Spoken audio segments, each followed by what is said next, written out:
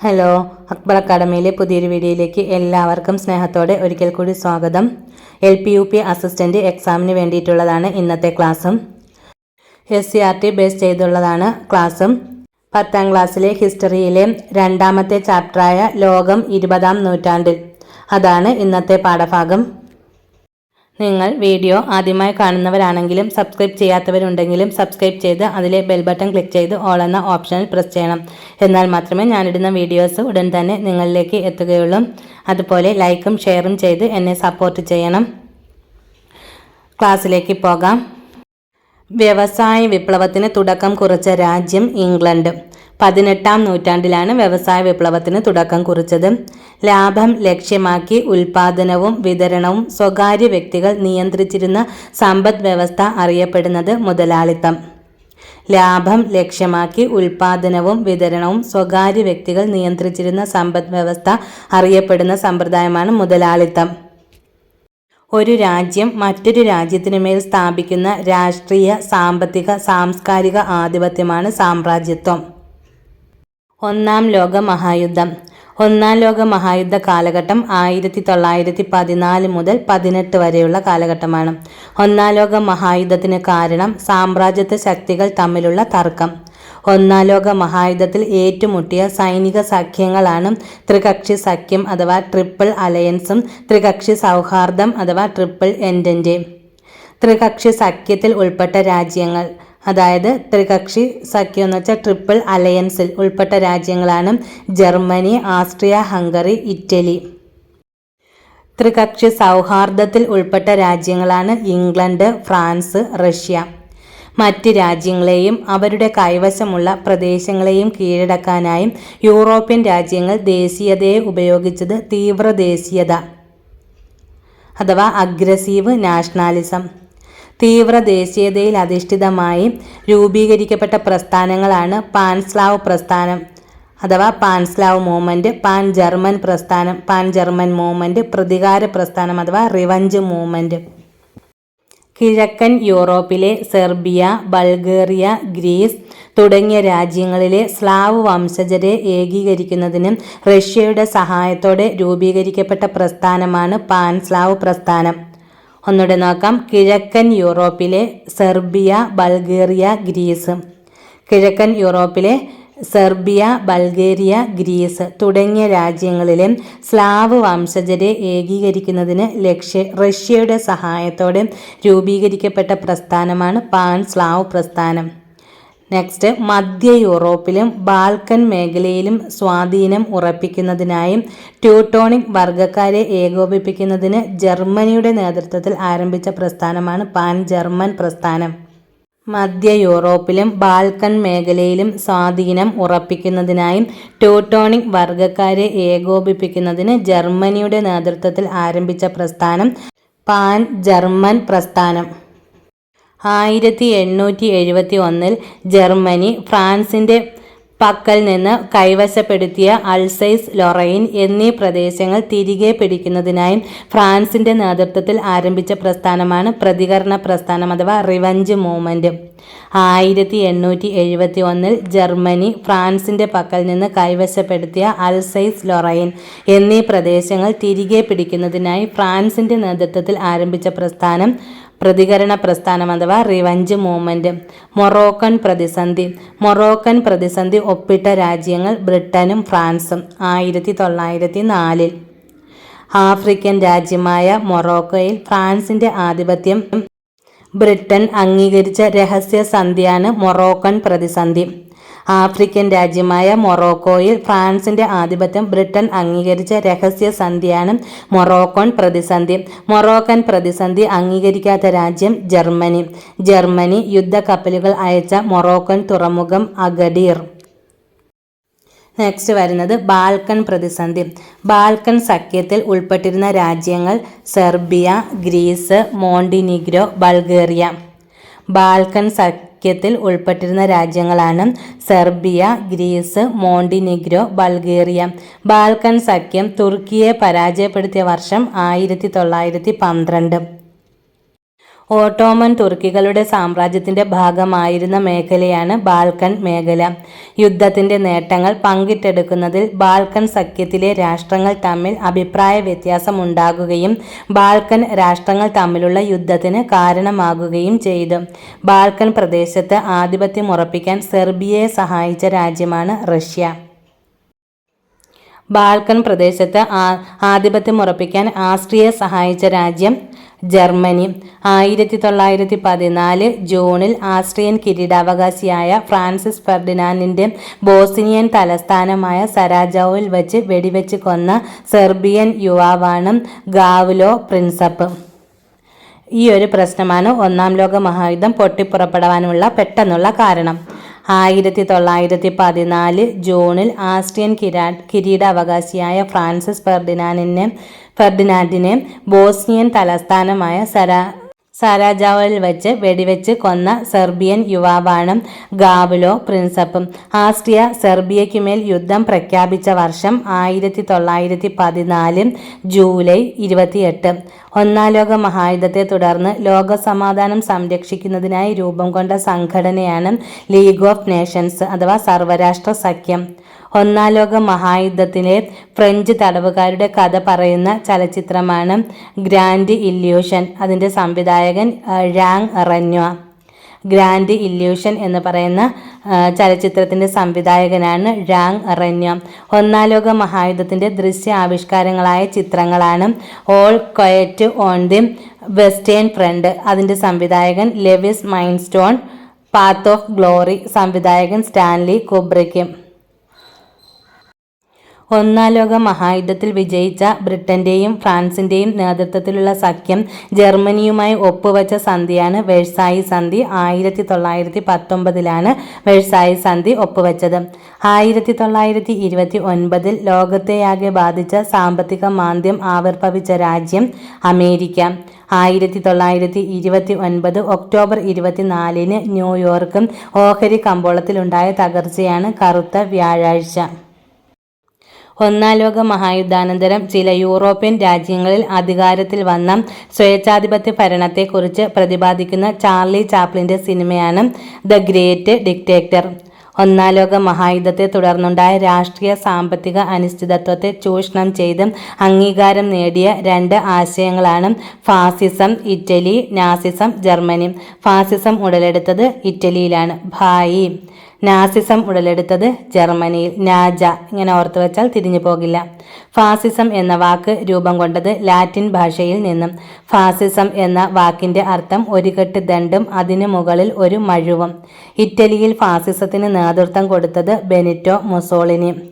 മുസോളിനിയുടെ സൈനിക വിഭാഗമാണ് കരിങ്കുപ്പായക്കാർ അഥവാ ബ്ലാക്ക് ഷർട്ട്സും. നാസിസവും ഫാസിസവും വളരെ ഇമ്പോർട്ടൻ്റ് ആണ്. അത് രണ്ടും തിരിഞ്ഞു പോകാതെ പഠിച്ചെടുക്കണം. ഒന്നുകൂടെ നോക്കാം.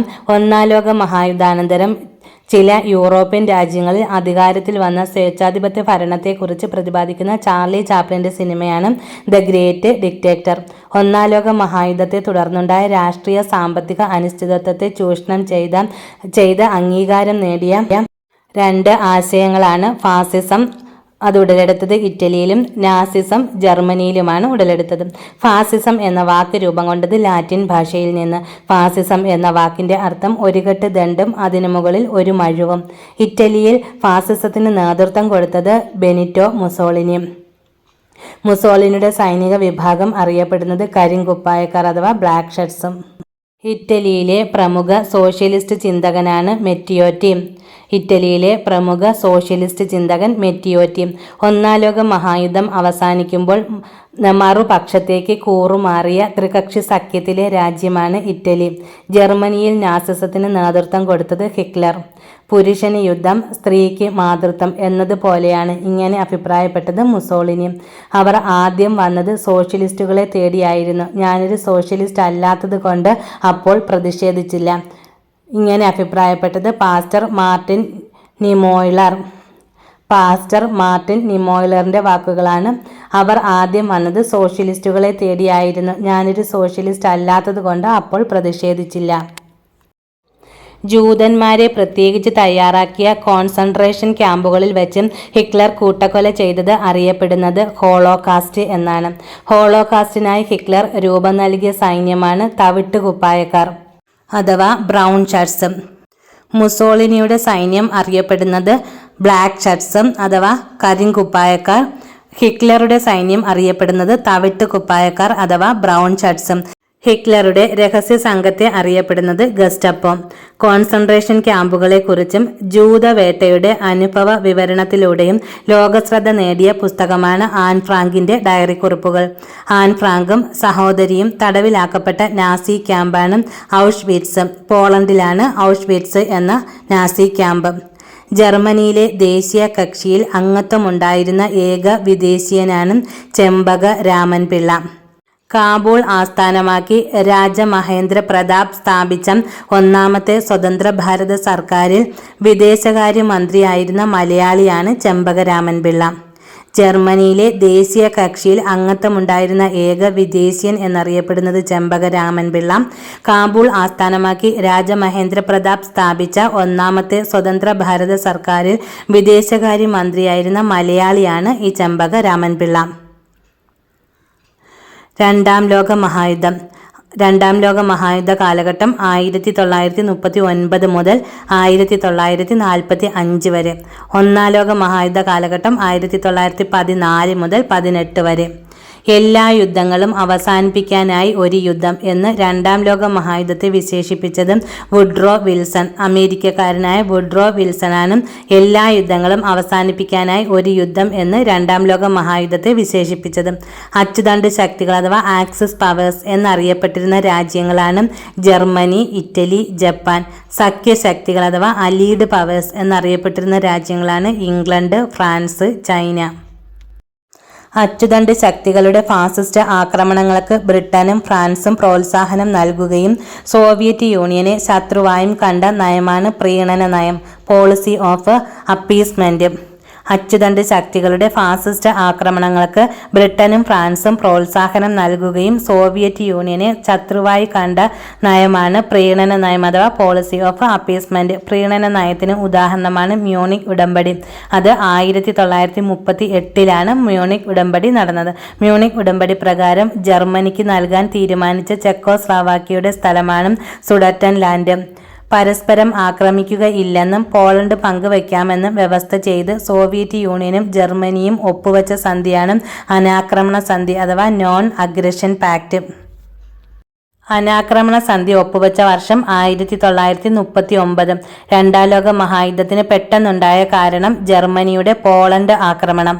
അത് 1939 സെപ്റ്റംബർ 1 ജർമ്മനി പോളണ്ടിനെ ആക്രമിച്ചത്. യുദ്ധം കലാസൃഷ്ടികൾ. ഗോർണിക്ക ചിത്രം പിക്കാസോ. മണി മുഴങ്ങുന്നത് ആർക്കു വേണ്ടി അതൊരു നോവലാണ്. ഏണസ്റ്റ് ഹെമിംഗ്വേയാണ് ഈ നോവൽ എഴുതിയത്. Generation Kanal, ashes and diamonds. യുദ്ധചിത്ര ത്രയങ്ങൾ. Andrzej Wajda. പോളിഷ് സംവിധായകനായ ആന്ദ്രേ വൈദയാണ് generation Kanal, ashes and diamonds എന്ന യുദ്ധചിത്രത്രയത്തിൻ്റെ ഉപജ്ഞാതാവ്. The bridge on the river Kwai അതൊരു സിനിമയാണ്. ഡേവിസ് ലീനാണ് ഇതിൻ്റെ സംവിധായകൻ. ഹിരോഷിമ മോൺ അമോർ സിനിമ അലൻ റെനെയുടെ. Schindler's list Steven Spielberg. Schindler's list Steven Spielberg. The great dictator Charlie Chaplin. ഒന്നുകൂടെ നോക്കാം. Guernica Picasso. മണി മുഴങ്ങുന്നത് ആർക്കു വേണ്ടി Ernest Hemingway. Generation Kanal, ashes and diamonds Andrzej Wajda. The bridge on the river Kwai David Lean. Hiroshima mon amour Alain Resnais. Schindler's list Steven Spielberg. The great dictator Charlie Chaplin. സഖ്യകക്ഷികൾ ജർമ്മനിക്കെതിരായി യുദ്ധം പ്രഖ്യാപിച്ച ദിവസം 1939 September 3. ഏതൊക്കെ രാജ്യങ്ങളുടെ കടന്നുവരവാണ് രണ്ടാം ലോക മഹായുദ്ധത്തിന്റെ ഗതി മാറ്റിയത്? സോവിയറ്റ് യൂണിയനും അമേരിക്കയും. ജപ്പാനെ കീഴടക്കാൻ ട്രാൻസ് സൈബീരിയയിലൂടെ സൈനിക നീക്കം നടത്തിയ രാജ്യം സോവിയറ്റ് യൂണിയൻ.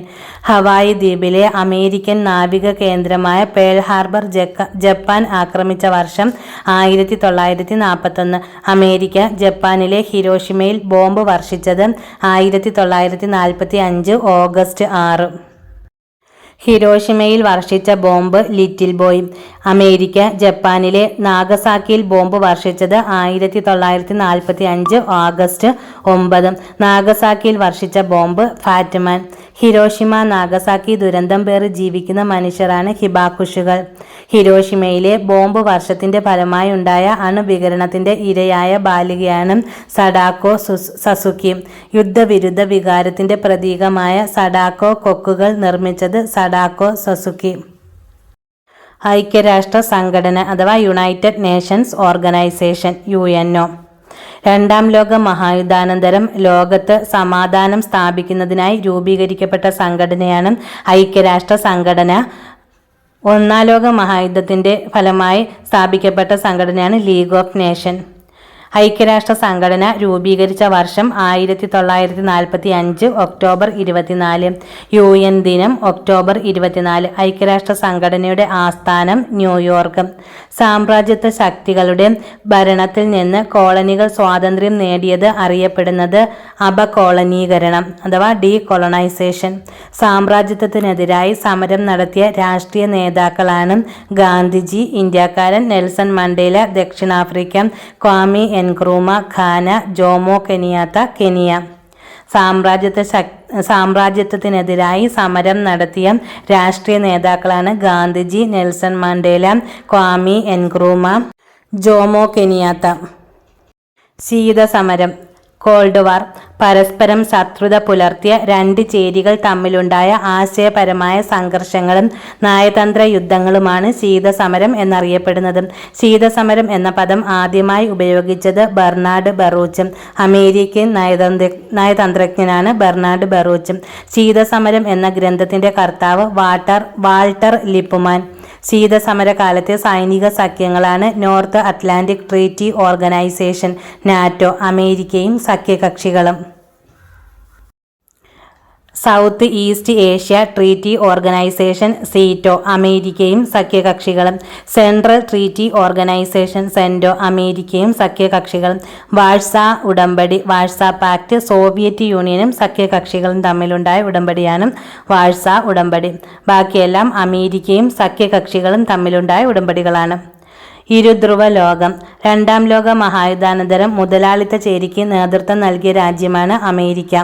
രണ്ടാം ലോക മഹായുദ്ധാനന്തരം സോഷ്യലിസ്റ്റ് ചേരിക്ക് നേതൃത്വം നൽകിയ രാജ്യമാണ് സോവിയറ്റ് യൂണിയൻ.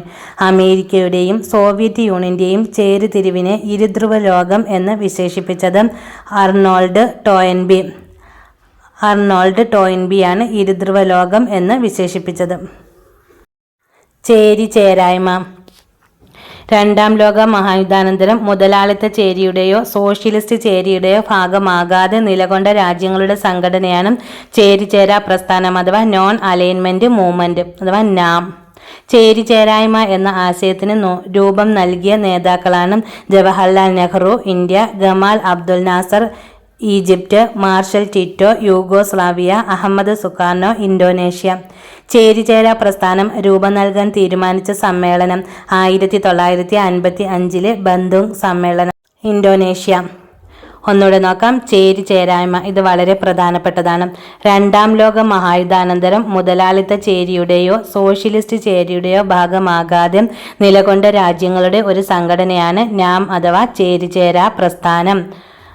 നാമിൻ്റെ ഫുൾ ഫോമാണ് നോൺ അലൈൻമെന്റ് മൂവ്മെന്റ്. ചേരിചേരായ്മ എന്ന ആശയത്തിന് രൂപം നൽകിയ നേതാക്കളാണ് Jawaharlal Nehru India, Gamal Abdul Nasser Egypt, Marshal Tito Yugoslavia, Ahmed Sukarno Indonesia. ചേരിചേരാ പ്രസ്ഥാനം രൂപം നൽകാൻ തീരുമാനിച്ച സമ്മേളനം 1955 ബാന്ധുങ് സമ്മേളനം, ഇന്തോനേഷ്യ. ചേരിചേരാ പ്രസ്ഥാനത്തിന്റെ ആദ്യ സമ്മേളനം നടന്ന സ്ഥലം ബെൽഗ്രേഡ് 1961. ചേരിചേരായ്മ ലോക കാര്യങ്ങളിൽ നിന്ന് മാറി നിൽക്കലെല്ലാം ലോകം അഭിമുഖീകരിക്കുന്ന പല പ്രശ്നങ്ങളിലും സജീവമായി ഇടപെടാനാണ്. ഇങ്ങനെ അഭിപ്രായപ്പെട്ടത് ജവഹർലാൽ നെഹ്റു. ചേരിചേരായ്മ ലോക കാര്യങ്ങളിൽ നിന്ന് മാറി നിൽക്കലെല്ലാം ലോകം അഭിമുഖീകരിക്കുന്ന പല പ്രശ്നങ്ങളിലും സജീവമായി ഇടപെടാനാണ്. ഇങ്ങനെ അഭിപ്രായപ്പെട്ടത് ജവഹർലാൽ നെഹ്റു. ഒന്നാം ലോക മഹായുദ്ധം വരെ പാലസ്തീൻ ഉൾക്കൊള്ളുന്ന പ്രദേശം ഏത് സാമ്രാജ്യത്തിന്റെ ഭാഗമായിരുന്നു? തുർക്കി. ഒന്നാം ലോക മഹായുദ്ധത്തിൽ തുർക്കി പരാജയപ്പെട്ടതോടെ പാലസ്തീൻ ഉൾപ്പെടുന്ന പ്രദേശത്തിന്റെ നിയന്ത്രണം കൈക്കലാക്കിയ രാജ്യമാണ് ബ്രിട്ടൻ. ഒന്നാം ലോക മഹായുദ്ധത്തിൽ ജൂതർ നൽകിയ സേവനത്തിന് പ്രത്യുപകാരമായി പശ്ചിമേഷ്യയിൽ അവർക്ക് സ്വന്തമായി രാജ്യം അനുവദിക്കാമെന്ന് പ്രഖ്യാപിച്ച ബ്രിട്ടീഷ് വിദേശകാര്യ സെക്രട്ടറിയാണ് ആർതർ ബാൽഫർ. ആർതർ ബാൽഫറിന്റെ പ്രഖ്യാപനം അറിയപ്പെടുന്നത് ബാൽഫർ പ്രഖ്യാപനം. ജൂതർക്ക് ഒരു രാജ്യം സ്ഥാപിക്കുക എന്ന ലക്ഷ്യത്തോടെ രൂപീകരിക്കപ്പെട്ട പ്രസ്ഥാനമാണ് സിയോണിസ്റ്റ് പ്രസ്ഥാനം. ജൂതർക്ക് സ്വന്തമായി ഒരു രാഷ്ട്രം എന്ന ആശയം ആദ്യമായി അവതരിപ്പിച്ചത് തിയോഡർ ഹെർഷൽ. ജൂതരാഷ്ട്രം എന്ന ആശയം ഉൾക്കൊള്ളുന്ന ഹെർഷലിന്റെ പുസ്തകമാണ് ദി ജൂയിഷ് സ്റ്റേറ്റ്. ജൂതരാഷ്ട്രമായ ഇസ്രായേൽ രൂപം കൊണ്ട വർഷം 1948. ഒന്നാം ലോക മഹായുദ്ധത്തിൽ ജൂതർ നൽകിയ സേവനത്തിന് പ്രത്യുപകാരമായി പശ്ചിമേഷ്യയിൽ അവർക്ക് സ്വന്തമായും രാജ്യം അനുവദിക്കാമെന്ന് പ്രഖ്യാപിച്ച ബ്രിട്ടീഷ് വിദേശകാര്യ സെക്രട്ടറിയാണ് ആർതർ ബാൽഫർ. ആർതർ ബാൽഫറിന്റെ പ്രഖ്യാപനം അറിയപ്പെടുന്നത് ബാൽഫർ പ്രഖ്യാപനം. ജൂതർക്ക് ഒരു രാജ്യം സ്ഥാപിക്കുക എന്ന ലക്ഷ്യത്തോടെ രൂപീകരിക്കപ്പെട്ട പ്രസ്ഥാനമാണ് സിയോണിസ്റ്റ് പ്രസ്ഥാനം. ജൂതർക്ക് സ്വന്തമായി ഒരു രാഷ്ട്രം എന്ന ആശയം ആദ്യമായി അവതരിപ്പിച്ചത് തിയോഡർ ഹെർഷൽ. ജൂതരാഷ്ട്രം എന്ന ആശയം ഉൾക്കൊള്ളുന്ന ഹെർഷലിന്റെ പുസ്തകമാണ് ദി ജൂയിഷ് സ്റ്റേറ്റ്. ജൂതരാഷ്ട്രമായ ഇസ്രായേൽ രൂപം കൊണ്ട വർഷം 1948. ഇസ്രായേലിന്റെ രൂപീകരണത്തോടെ അഭയാർത്ഥികളാകേണ്ടി വന്ന പാലസ്തീൻകാർക്ക് സ്വന്തമായൊരു രാജ്യം സൃഷ്ടിക്കുക എന്ന ലക്ഷ്യത്തോടെ സ്ഥാപിക്കപ്പെട്ട സംഘടനയാണ് പാലസ്തീൻ വിമോചന സംഘടന അഥവാ പാലസ്തീൻ ലിബറേഷൻ ഓർഗനൈസേഷൻ. പാലസ്തീൻ വിമോചന സംഘടനയുടെ സ്ഥാപക പ്രസിഡന്റ് യാസർ അറാഫത്ത്. പാലസ്തീനെ സ്വതന്ത്ര രാഷ്ട്രമാക്കാൻ അമേരിക്കയുടെ മധ്യസ്ഥതയിൽ ഇസ്രായേൽ അംഗീകാരം നൽകിയ കരാറാണ് ഓസ്ലോ കരാർ. ഇത് നടന്നത് 1993. ഒരു കൈയിൽ സമാധാനത്തിന്റെ ഒലിവിലയും മറുകൈയിൽ വിമോചന പോരാളിയുടെ തോക്കുമായാണ് ഞാൻ വന്നിരിക്കുന്നത്. ഒലിവിലകൾ എൻ്റെ കൈകളിൽ നിന്ന് നഷ്ടമാകാതിരിക്കട്ടെ. ഇങ്ങനെ അഭിപ്രായപ്പെട്ടത് യാസർ അറാഫത്ത് 1974 UN അസംബ്ലിയിൽ നടന്ന പ്രസംഗത്തിലാണ് ഇങ്ങനെ പറഞ്ഞത്. അറബ് ഇസ്രായേൽ യുദ്ധത്തിന് ശേഷം രൂപീകരിച്ച എണ്ണ കയറ്റുമതി ചെയ്യുന്ന രാജ്യങ്ങളുടെ സംഘടനയാണ് ഒപെക്. മിഖായിൽ ഗോർബച്ചേവ് സോവിയറ്റ് യൂണിയനിൽ നടപ്പിലാക്കിയ പരിഷ്കാരങ്ങളാണ് ഗ്ലാസ്നോസ്ത്, പെരിസ്ട്രോയിക്ക. രാഷ്ട്രീയ രംഗത്ത് തുറന്ന സമീപനം നടപ്പിലാക്കുന്നതിനായി കൊണ്ടുവന്ന പരിഷ്കാരമാണ് ഗ്ലാസ്നോസ്റ്റും. സോവിയറ്റ് യൂണിയന്റെ സമ്പദ്ഘടന പുനഃസംഘടിപ്പിക്കുന്നതിനായി നടപ്പിലാക്കിയ പരിഷ്കാരമാണ് perestroika. Mikhail Gorbachev Russian president സ്ഥാനം രാജിവെച്ച വർഷം 1991.